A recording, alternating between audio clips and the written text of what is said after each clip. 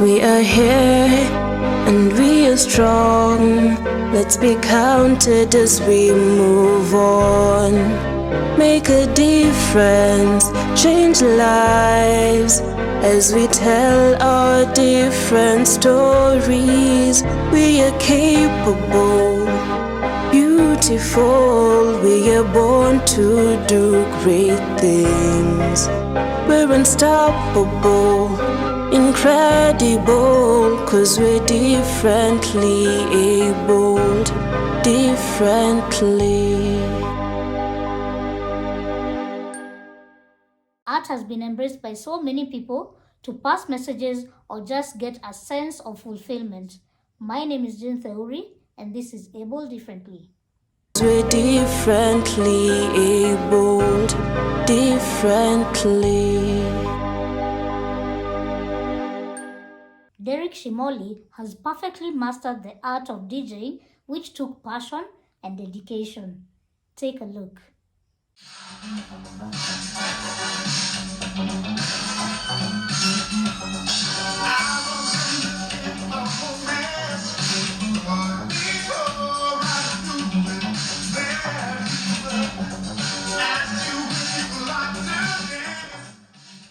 What inspired me into DJing was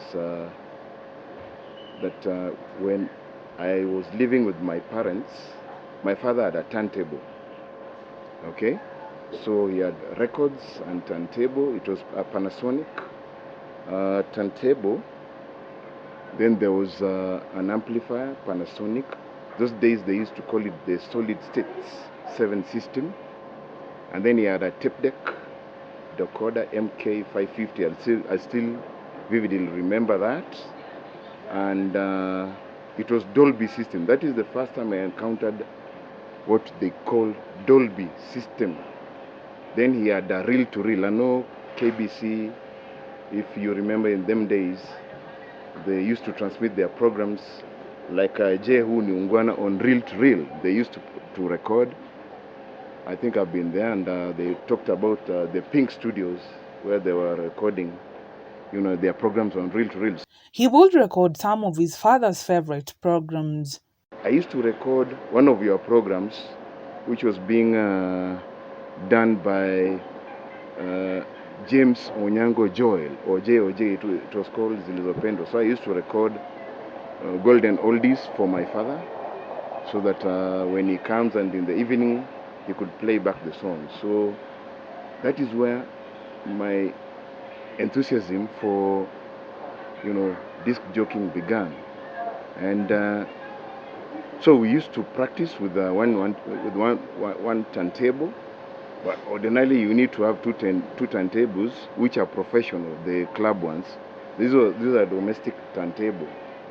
So I nurtured my talent from there. He later on had to master the changing trends just to fit in. The first time I practiced was in Buruburu. It was a studio called Studio B, where I met DJ Njogu. I used to play for Zigzag in Hurlingham. And I met DJ Mato, who trained me now thoroughly on the art of mixing music. Then I met also DJ Eli in Donholm, and I was good to go. So I was exposed to real-time discotheque turntables. That is the Pioneer Top 10, the black ones, and the Gemini, and the mixer. Those were traditional ways of now playing tracks back to back. What was different this time was that he had lost his sight.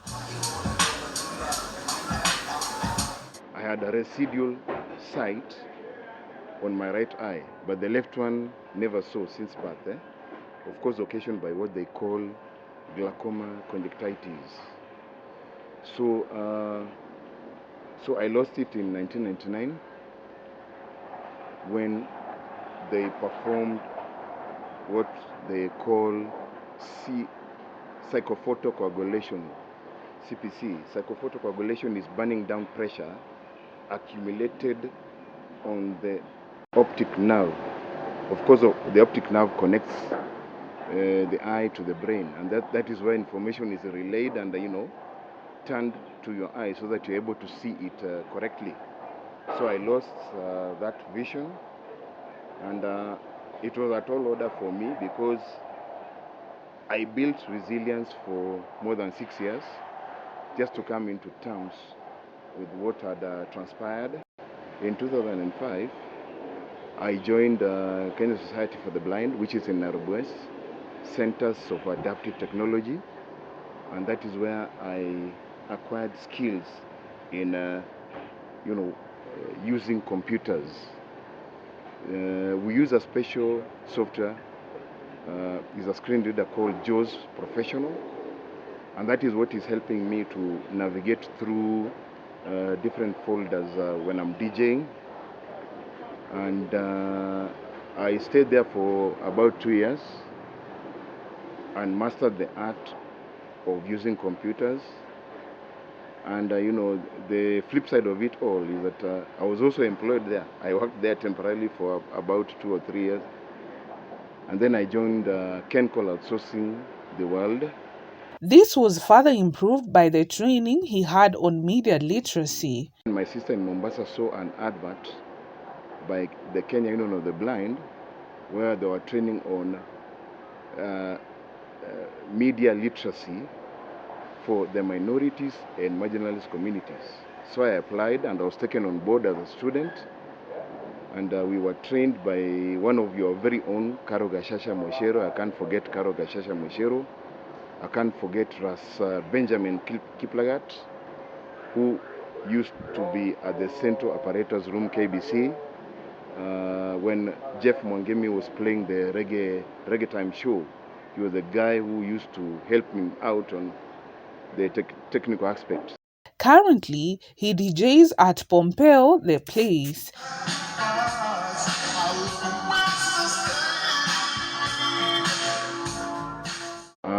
I started playing here using the laptop, just virtually, and people were saying that this guy is cheating us. He's a liar because he's playing already mixed down, music.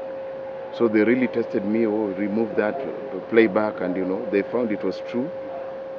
But then we were playing in a DJ box, but the proprietor said that we should be open so that we're able to interact with the patrons. So through the years, I was still playing with the laptop, and then I mobilized some resources and bought my DJ controller. There were challenges at first, but he has devised ways of making his craft top-notch. In the very first stages, I was mixing while Jaws was speaking, so that is not required, especially when you're outputting it to the audience. So I had to devise a way of making the screen reader to be silent just on my earphones, and I'm able now to select tracks, do beat matching, that is the BPM, beat per minute, and blend the tracks so that the beats move in simultaneously. So I mastered that on my own. I never went to any academy, any DJ academy, no. It is the talent that I had from my father's records through the DJs that I mentioned earlier on. When you're mixing with a laptop, you need to have a sound card splitter that is able to divide. You go to the settings you go to, and you're able to divide the audio on the headphone and the audio on the main speaker. There's a way you actually do that on settings, which we've already done. We've already done that. And then you're able to select, like if you're using a controller, you're able to select computer to audio, or audio to computer, computer to audio, audio to computer, and you're able to separate the screen reader so that it is independent and it is actually rooted to your earphone, and the main output is actually rooted to the RCA jack pin that is connected to the amplifier of the main output. I would want to nurture other talents so that people don't just say that this belongs to mainstream, people who don't have disabilities, but is something that I want people to run with. That is especially the visually impaired fraternity. I want people who are like-minded to join the same bandwagon so that they're able to receive knowledge and skill, not only in DJing, but also in sound editing, because I'm also good at that. I've talked about Audacity and what have you, following the training we had, so that we are able to actually find distinct disciplines or career opportunities, so that we're not limited to only 3 or traditional ones. Derrick has excelled not only on matters entertainment, but also advocacy. In 2018, due to my very high skill level, I also got an opportunity to visit Europe, Poland, Warsaw City, just to share my expertise, or not on DJing, but on how, visually impaired people can be independent in terms of access to information. In the Constitution of Kenya, I think Article 35 talks about access to information, which I was able to leverage on. Of course, not forgetting the United Nations Convention on the Rights of Persons with Disabilities, which also talks about the same access to information. So I was able to leverage on that, and it was quite distinct. Although in the Western Hemisphere, people are more advanced, but I think people would look down on the developing countries and say that we are nowhere. But I think I was able to give them an edge and demystify that school of thought that that disability is not inability. He says that enthusiasm and passion are the greatest drivers in anything a person wants to do. It calls for needless efforts for you to champion your cause, because like for me, if you look at the background that I've just given, you could see how enthusiastic I was. So it is about the interest and the passion. Anything you do, even if you're working, is about the passion, because you're not just working because you want that shilling, but you're working because at times in some places I do volunteer to play free, okay, just to showcase talent and advertise myself, and that is how I've broken even in the industry. So it's about what do you want to achieve in the long run. So how versatile do you want to be, or are you just the person who's saying that since I'm blind, I'm only limited to teaching, I'm only limited to preaching, which is a noble cause, I'm only limited to music, I'm only limited to begging. Some say begging is a profession. I don't know, maybe advise me, but I want to refute that. But I think most persons with disabilities, not only the visually impaired, but collectively